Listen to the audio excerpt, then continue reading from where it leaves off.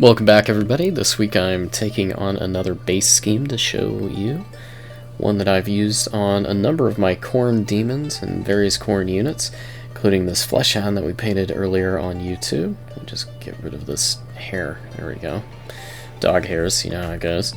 Anyway, this Fleshhound we painted earlier on YouTube. We made a quick Dried Riverbed base, so this is going to be a video about how we do that.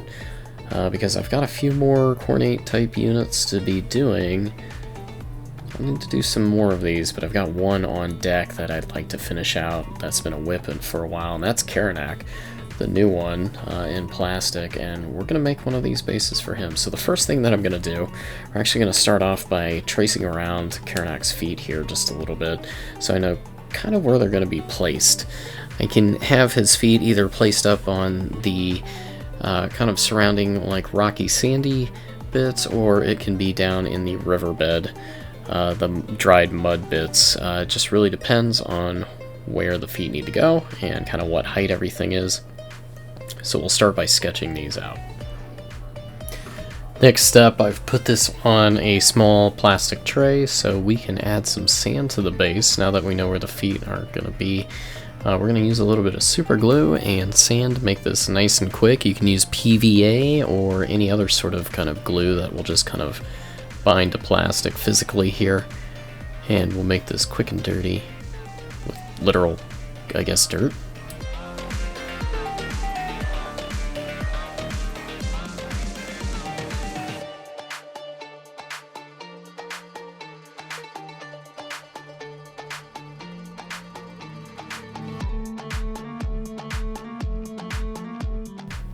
So I've pressed the feet of the unpainted model into the sand a bit just to make sure that it fits correctly and everything fits kind of evenly. I'm going to have to watch the part with sculpted dirt on it and the skulls, but we'll work around that. And part of how we'll do that is applying the texture paint. That'll come next.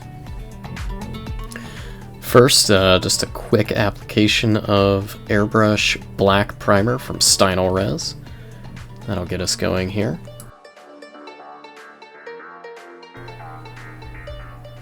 Awesome, all nice and dry. So now we have a fully primed base that includes the sand and the base itself, and we've not treated the base texture. That's where our crackle paint's going to come in handy. I've got some Citadel Technical Agrellan Earth. However, you can always use whatever kind of crackle texture you might enjoy. There are a number of brands who make some. Use at your own discretion. I'm using this one because it actually has a really nice just kind of base color out of the pot.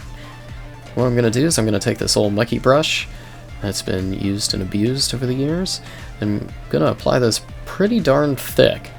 The thicker the area that you apply it, the thicker the cracks and the kind of like chunks of dirt that form.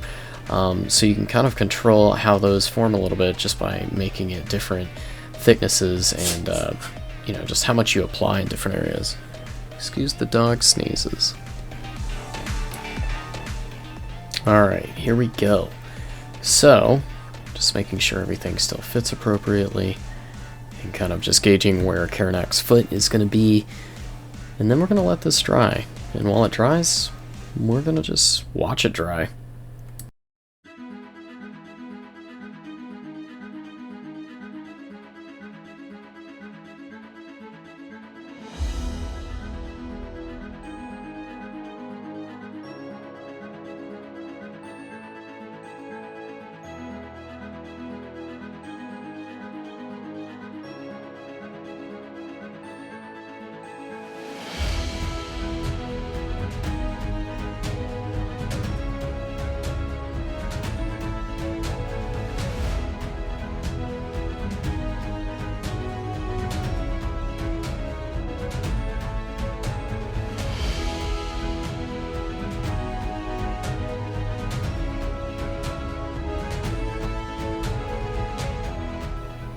Alright, now that that's all dried, we'll just check the fit one more time. You can see we've got a nice dry cracked earth kind of riverbed effect going on here.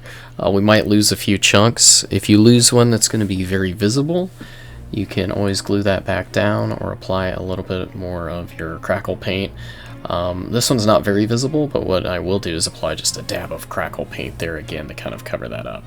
More importantly, I'm going to take some of this Vallejo Model Air Olive Drab and apply that to the sandy dirt bits of the base.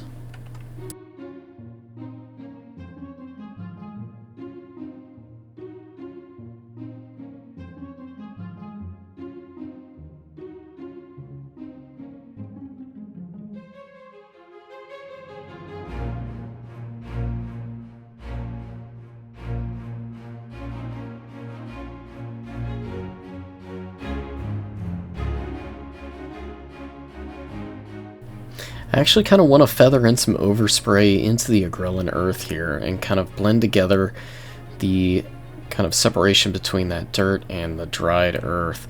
We're gonna darken that a little bit more later, but that's one of the important parts of this scheme. Just blend those together just slightly by overspraying around the edges. That makes this quick and dirty. A downward spray will also get you a little bit of shadow on some of the larger bits of sand and rock in there, in case you want it. But we've got a few more steps.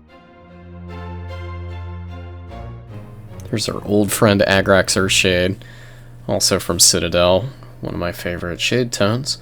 And we're going to go ahead and hit the entirety of the sand and kind of earth bits here with that shade. And that's going to give us just a little bit of texture here so it doesn't look so flat.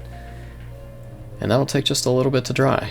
You can use a hair dryer or a hand dryer to speed that up, but we're going to have to wait at least just a little bit before we can finish up.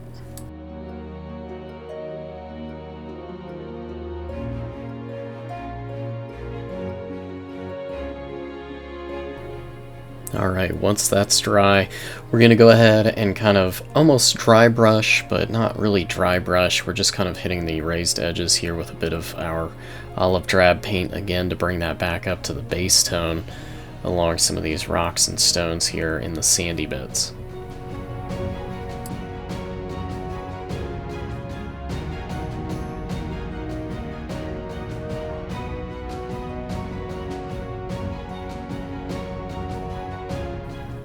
Once I've got that done, I mix a little bit of Karak stone into that olive drab and go over the very highest bits here.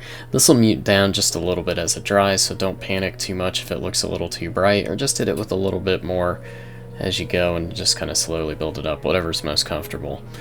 Now keep in mind this base scheme is meant to be done as a batch scheme as well, so all of these steps are fairly easy to batch out, and there's a few points where you want to stop and let things dry, such as the glue point and the shade point, but all of those kind of add up to this overall effect.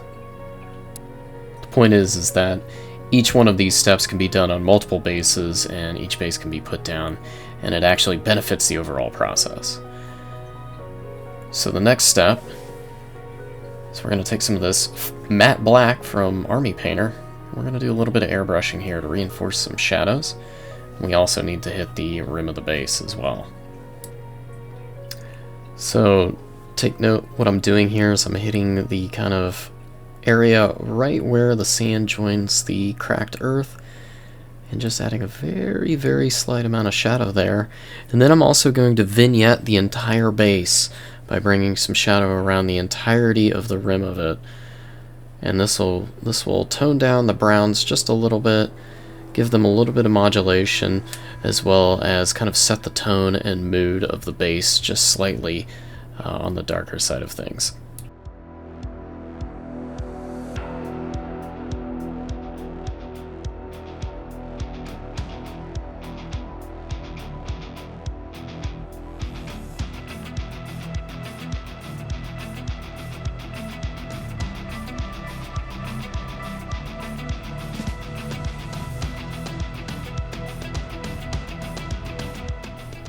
And with that last little bit, we are complete with the painting aspect here, but I do want to add a little bit of nature to this. So I'm going to use some grass tufts. These are from Gamer's Grass.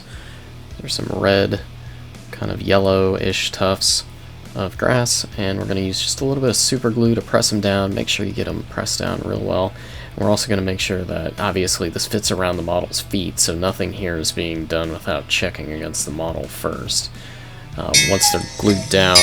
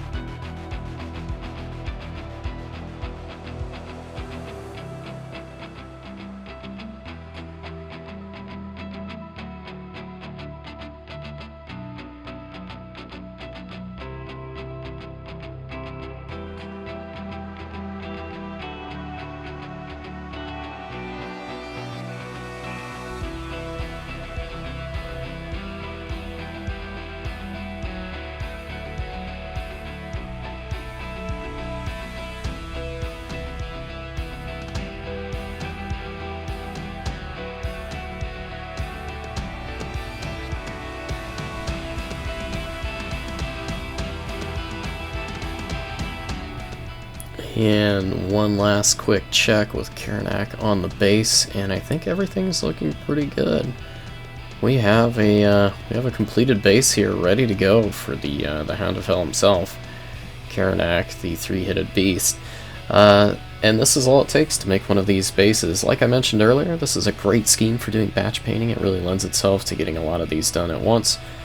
I use this for a lot of my Khornate demons, and if you'd like to use it too, I'd love to see what you do with these kind of schemes that I put out there. So until next time, have a great week, and see you again.